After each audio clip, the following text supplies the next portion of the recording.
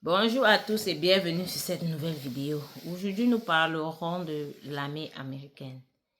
Comment faire pour entrer en contact avec un recruteur et les documents qu'il faut le jour de la première rencontre.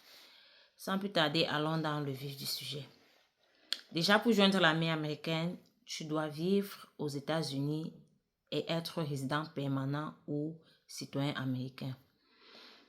Bon, pour rencontrer le recruteur, c'est si simple. Tu prends ton téléphone et je l'avais dit tantôt, dans ce pays, tout est sur Google.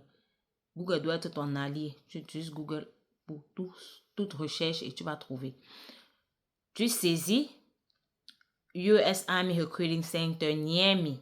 Ça va t'afficher la liste des différentes localisations.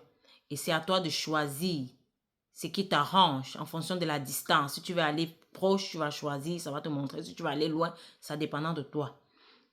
Une fois chez le recruteur, tu dois te munir de quels documents? Ta carte de sécurité sociale ou social security number, ton acte de naissance ou birth certificate, ta carte de résidence permanente ou ta green card, ton bac ou high school diploma, ton acte de mariage si tu as dit être marié. Et pour les célibataires, tu n'as pas besoin de fournir cela.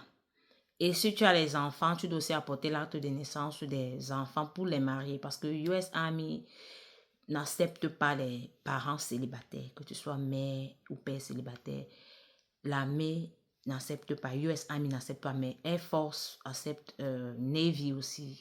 J'ai appris qu'ils acceptent. Bon, je ne sais pas trop si c'est vrai. Une fois sur place, le recruteur va prendre les photocopies, s'assurer de l'authenticité de tes documents et te les remettre. Il va également t'assurer que le poids, tu as le poids requis pour joindre l'armée et tu as la taille requise aussi. Donc, il va te prendre le poids et prendre ta taille notée. Prépare-toi aussi à passer un test ce jour, le test de ASVAB, mais juste pour voir tes compétences et ressortir tes lacunes.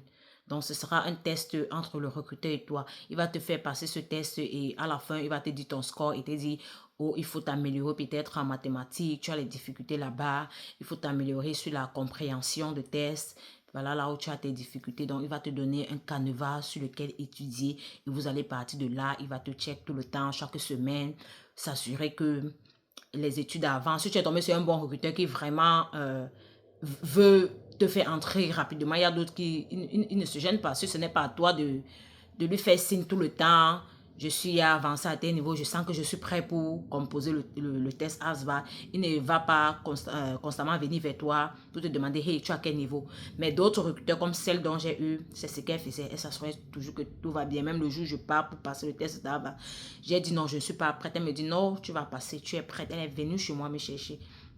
Et c'est aussi le rôle du recruteur, c'est lui qui vient te chercher. C'est les navettes, les va-et-vient, c'est lui qui est censé le faire avec toi parce qu'ils ont un carburant, ils ont un bon de carburant pour ça.